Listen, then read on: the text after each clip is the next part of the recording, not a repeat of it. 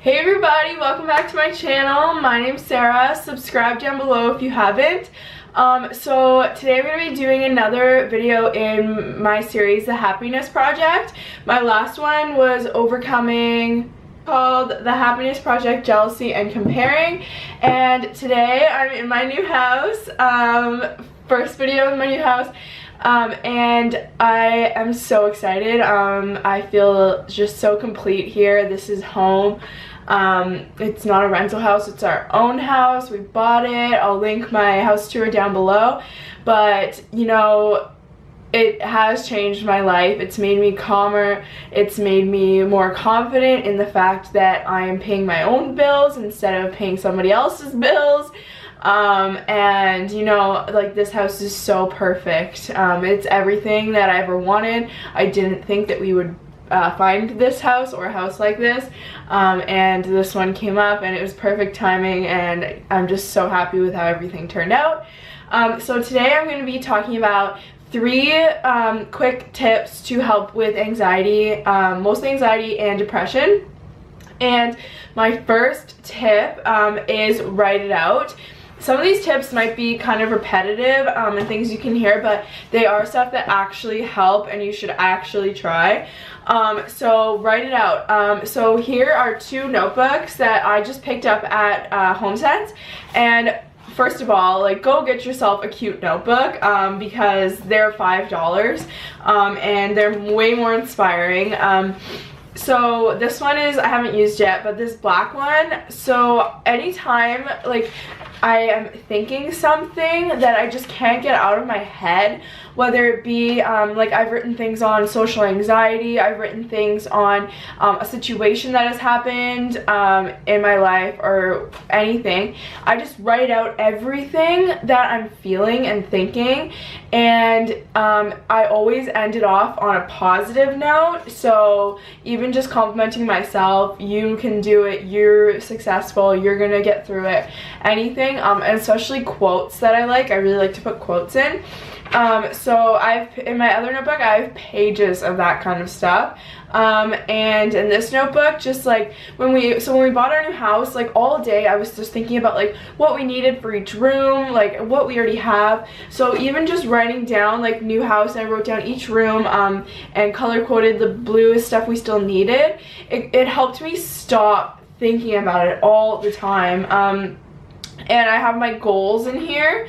So I have like monthly goals as well as weekly goals, because I find that I'm always thinking of what I need to do, and oh, I have to work out still, I have to do this. So if I have it written down, my mind shuts off for a bit about what I was thinking about. I also have like 5-year goals, places I want to go. That's just kind of more the fun stuff. But I would definitely recommend, I'm thinking of going back to school, so I made pros and cons. I would definitely recommend writing down all your anxious thoughts on in a piece of paper, and you'll be really surprised by, I hope anyway, this is what happens for me, by the fact that like it just lets go. Like a few weeks ago, like for 2 weeks straight, I was just thinking about something negative, and I could not get it out of my head, so I just wrote it down and I haven't thought about it since. And then in here I also have a list of depression and anxiety do's and don'ts, and this is super helpful if you're in a low moment and you just need help. While I'm in a high moment, I've written down things that help me when I'm in a low moment. So I have bath, a candlelit bath, walk, always, in brackets, always work. Walks always work for me. Like, if I leave this house and I'm upset or anxious about something, I come back, I'm in a better mood. Like, it's crazy. Bake or cook, clean, because cleaning makes me feel productive. Like, it's a small goal I can set, clean the bathroom, and when I'm done I'm like, whoa, like it looks so much better and it's something off my list. Read, write lists, write down my thoughts, exercise, and then I also have my depression and anxiety don'ts. So don't scroll through social media, that just makes everything worse. Sit in silence and just like think about it, like no, get up and do something, and stay in bed or on the couch. Don't wallow in my pity on my bed or on the couch. And also a really good thing to do is meditate. And that comes into my second tip, which is researching and reading about what is going on in your head. So I have a few books here, and these are books that I got from my local library for free, so don't feel like you need to go out. Like, the library has so many good books. So this is Happiness the Mindful Way, and it just teaches you all about mindfulness and about situations that may happen in your life, and it kind of makes you realize that, like, you're not alone, and like the things that you were thinking, like, while they are normal thoughts for someone to think, like, they're not thoughts that have to consume you. Like, and it talks a lot about non-judgment thoughts. So if a thought passes through your brain, you don't have to judge it, you just let it go. It's pretty interesting to read. And the next one is The Untethered Soul, and I haven't actually read this yet, but I know a few people who have, and it's another good one. And then here is something, this one's called Painfully Shy, and it's about social anxiety. And this is something that I struggle with, and I think, like, educating yourself, reading about it, makes you realize, like, oh yeah, I do that, oh yeah, I do that, as well as it has reasons like why you have social anxiety and stuff, which it doesn't even matter why you have it, like, just read about how you can help yourself. So this has strategies and tools to help yourself, and this has helped me a lot, especially the Happiness the Mindful Way, because I just, like, my thoughts were just consuming me all the time.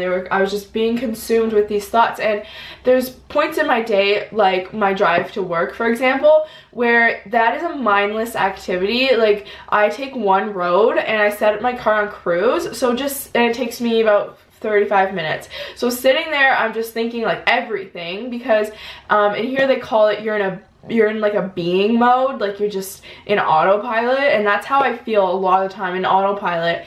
And there's quick little, like, examples of things to do. So one of my favorite activities to do while I'm in the car to stop thinking about negative and, like, unproductive things is this thing where it's called 5, 4, 3, 2, 1, and it's your 5 senses. So you look bleh, why can't I talk?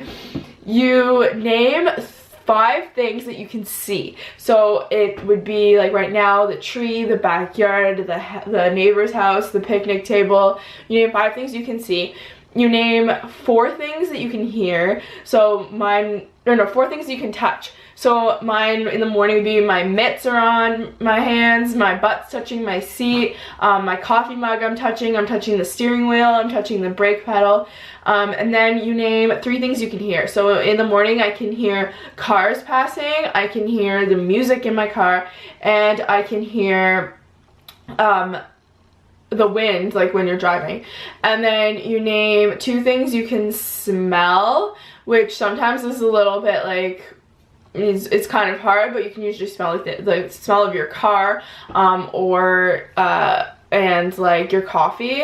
And then 1 thing that you can taste, so usually it's like my toothpaste taste or my coffee. So that is called a grounding activity, and it just makes you so aware of, like, where you are and what you're doing at the moment. And I find that really, really helps. And even just to, like, when I'm thinking all that stuff when I'm driving, even for me just to do the seeing thing, sometimes I'm driving down the road, I'm like, tree, grass, like, bird, deer, like, just naming all these things that I can, like, see, and I find that really helps ground me and keep those thoughts away from, those negative thoughts away from consuming my mind and getting lost in them. And then the third one is something that, like, you probably heard so much, but, like, eating well and exercising. So one thing that I've done is cut out gluten from my diet, and I think I'm gonna try a little bit cutting out dairy. But gluten has been related to anxiety, and I did it for a lot of reasons, not just that. But I find that yeah, my brain is a lot calmer, my stomach pains are gone, my skin is clearer, and just all of that together helps with my anxiety. I'm not too sure about the science behind that, but eating all your vegetables, like eliminating all refined sugar. Sugar just like spikes you all up.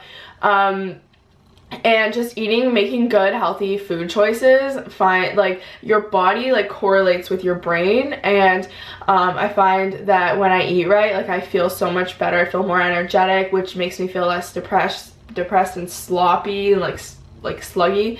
And exercising, well, like I have a goal, and my body goal, and I've been like crushing my body goals lately, but that just makes me happy. It gives me something to work towards instead of sitting here like looking on social media at all these other girls' bodies, or like sitting here thinking about like, oh, I wish I was this, like I'm not that weight, I don't look like that, like whatever. Work towards it, and I work towards it, and at least I know that I'm doing something productive that's going to help me in the end, and like not even counting like the endorphins and everything chemically that's going on in your brain when you exercise, which is all good. And the same thing with walking, like walking outside. Oh my god, get out there even if it's winter, and just like being outside, like with our new house, like we've been doing yard work and stuff, and it just kind of like gives you a sense of like how beautiful outside is, first of all, and like just like how hard work gets you somewhere. You're doing something, you're making a difference, and it makes you like not just sit inside and be on your computer or on your TV or all this technology. Like take a break and go outside. Like technology and social media like is just like wrapping your head around all these negative thoughts. And I'm not saying that's the only reason why like depression, anxiety is so bad, but it's something that if I do constantly, if I'm not exercising, if I'm not thinking about healthy meals I can make, then my brain's just like turns to slosh, and I just exist, I just be. So you need to try to like make some small goals, and keep going and keep exercising and keep moving, because when I sit down and just like veg, which is okay sometimes, but for the most part when I do that, I just feel worse. So those are some of the tips that I have, and I hope that really helps people, because I know that it's something that I still struggle with. I'm not saying that that it's perfect or anything. It's still a huge struggle for me, but educating myself with like books and like online stuff is like really helpful, because you realize like what you're thinking is not you, it's your anxiety, it's your depression, like it's not you. So that also helps with your confidence, and just your overall well-being. So go to your local library, get outside, move, like just do things that are gonna help you. Don't just sit there and be. Do things that are gonna help you. If you have a problem, fix it, like overcome it, like go to your doctor, get some help. That's all that I can say. Like whether you're helping yourself or getting professional help, I mean, if it's bad, go get professional help. But if it's mild, I find mine now is mild. I used to be on medication, I used to like go to therapy, but now I've gotten to the point where it's mild, and this is just like I'm off medication, and I just want to help myself feel better.